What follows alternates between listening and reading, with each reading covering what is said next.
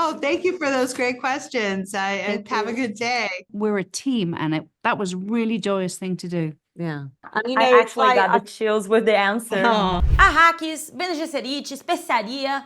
Estamos oficialmente de volta ao universo de Frank Herbert com a série nova da Max, Duna Profecia.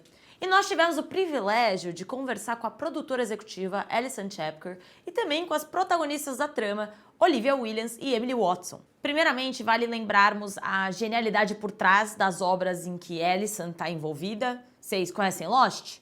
Pois é, uma das séries que revolucionou a cultura pop, que, por sinal, eu tô vendo pela primeira vez e amando. Além de Lost, a Alison também teve uma das minhas séries favoritas da vida, que mudou a forma que eu vejo o mundo e que, apesar de ter tido uma decaída, digamos assim, continua sendo uma das séries com a melhor primeira temporada que eu já vi, que é Westworld. Além dessas obras, a Shepard também participou de Altered Carbon, que segue a premissa inteligente de Lost e de Westworld. Portanto, é esperado que rolem muitas reviravoltas e surpresas durante Duna Profecia. Mas afinal, sobre o que será essa série? O que tá sendo, o que tá rolando nessa série? Preciso ou não ter visto os filmes? Denis Villeneuve teve participação? Timothée Chalamet vai fazer uma aparição surpresa? A gente vai responder essas perguntas com a ajuda de ninguém mais, ninguém menos que Alison e o elenco de Duna Profecia. Primeira pergunta, precisa assistir Duna pra ver a série? Ou mesmo ler os livros? Vamos lá, é claro que ao ler um livro ou ver um filme de um universo te deixar mais a par da mitologia daquele universo. Personagens como as Bene Gesserit e planetas como Arrakis são nomes já conhecidos e a política envolvendo os planetas criados por Herbert são um terreno previamente explorado. Porém, contudo, entretanto, não é necessário assistir ou ler Duna antes de ver a série. Primeiro, porque a série possui um diálogo bem explicativo, principalmente no início, para situar todo mundo sobre o que está rolando. Segundo, porque a trama ela se passa 10 mil anos antes dos acontecimentos envolvendo Paul Atreides, o personagem interpretado pelo Timothée Chalamet. Bom, não veremos Timothée, mas será que Denis Villeneuve teve algum tipo de envolvimento na produção?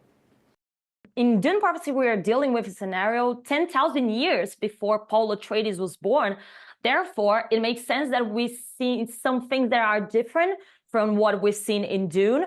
But that made me wonder, even with these differences, Denis Villeneuve had any kind of involvement in the series or not at all? Well, Denis, I think had involvement, but then quickly realized that the films that he was making was absolutely where he needed to be putting all his focus.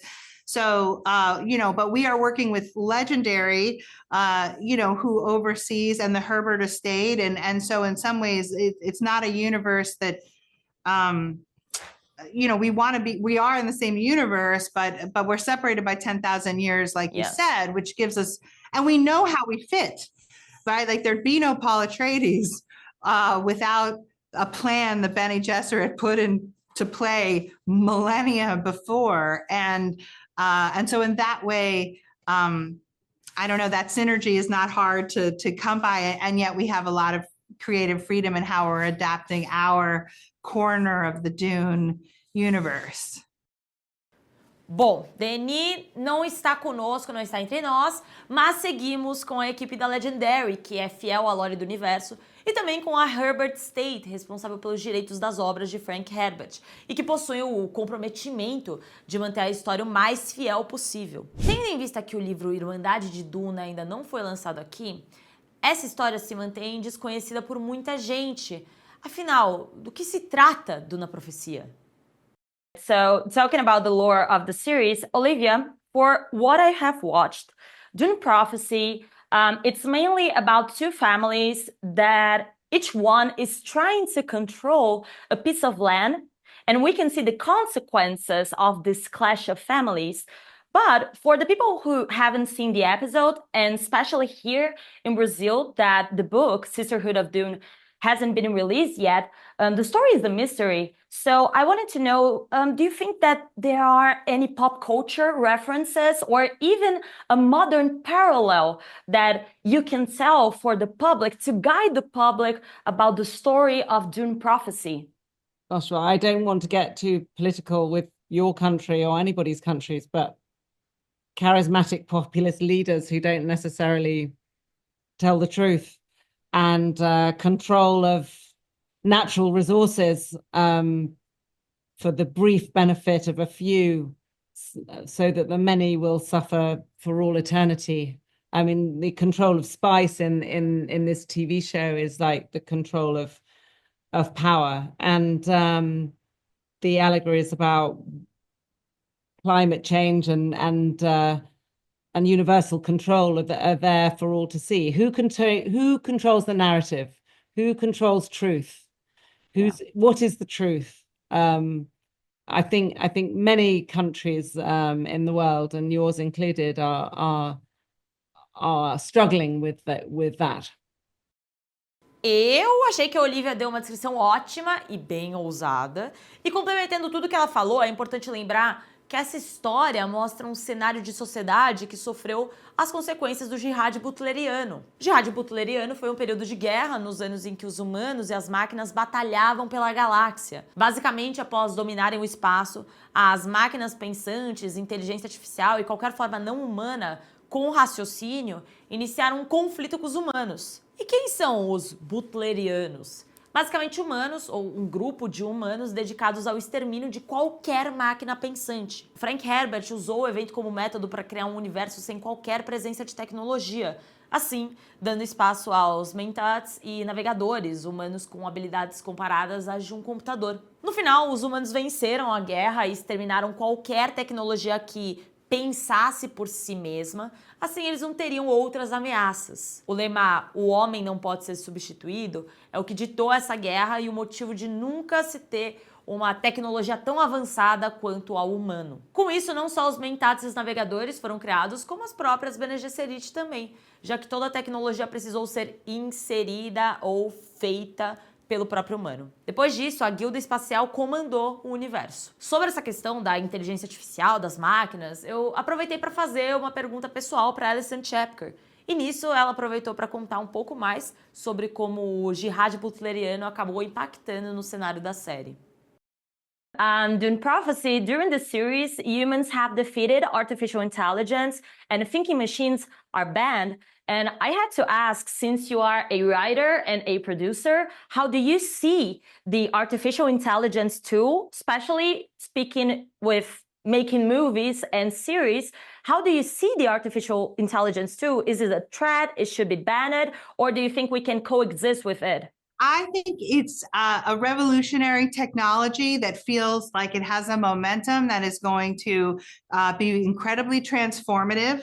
And I think, like a lot of transformative technology, it will do some things that will be amazing, and it will do some things that are incredibly dangerous. And right now, it is such a new technology. It's going to take us time to catch up to what's really at stake and what are we really doing. And I think you see some of that already in some of the debates around social media and kids, or,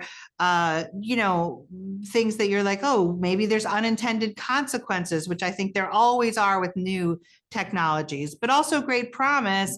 But I do think that what Dune asks us to think about is, what would happen if the worst case scenario happened and the sort of artificial intelligence and thinking machines did take on a sort of power of their own, and humans found themselves subjugated by the very things they had created, Yes. And now had fought their way back and banned that technology. And so it's I think, a very unique science fiction sort of universe where you watch humans exist in worlds without the technology that we're used to today, and are very much consciously asking themselves, what does it mean to be human? And what is the value of that? And what is the dangers of giving that away, of giving over our thinking to machines, of our agency to machines? And I think, given what's happening today, that's such a pertinent set of questions that I think if more people got a handle on sort of what's at stake, would, I think the more people that ask those questions right now, the better, because, it's really happening all around us. Como vocês puderam perceber, a Alison desenvolveu super em cima da pergunta, e a gente gosta de entrevistar pessoas assim, apaixonadas pela obra e dispostas a agregar no conteúdo. Por fim, mas não menos importante, vale citar que Duna Profecia, apesar de ter alguns homens no elenco, possui majoritariamente protagonistas, principalmente porque estamos observando de perto uma irmandade, as Bene Gesserit. E a Emily Watson aproveitou para contar um pouco mais sobre essa experiência de trabalhar ao lado de tantas mulheres incríveis. How was the experience to work with so many women and so many strong women in a production? It was joyous. It really was. I think that I mean, you know, the landscape of television and long form television has really changed things for women. You know, that your career has a much greater longevity than it used to, and there are many more parts available. The fact that there are now these kind of roles in sci-fi feels quite groundbreaking. But it's also, you know, when we were much younger, there weren't that many leading actresses around, and it didn't feel like a sisterhood. It felt that, you know, it felt competitive. You had to compete for the one part that was in any show. Yeah. But this was a sense of there's room for everybody. There's room for lots of us, and we're a team. And that was a really joyous thing to do. Yeah. And, you know, I actually got the chills with the answer. Well, it feels like a parallel with football, you know, that women have loved football, loved watching football, playing football. And we were always told that no one would be interested in women playing in the women's game. And it's the same with TV. It's like women have loved sci-fi and wanted to participate in it. And now we get the chance to play. And it seems that people are interested when women are in sci-fi. And they are interested when women play football. Temos um elenco repleto de boas profissionais, temos tramas políticas, temos reviravoltas, temos suspense e temos um futuro promissor para Duna Profecia. Vimos os primeiros episódios e agora a gente fica no aguardo para resolver os mistérios que esse início de trama nos apresentou. E aí, vocês estão assistindo a série? Conta pra gente nos comentários o que vocês estão achando e se querem cobertura nossa aqui no canal.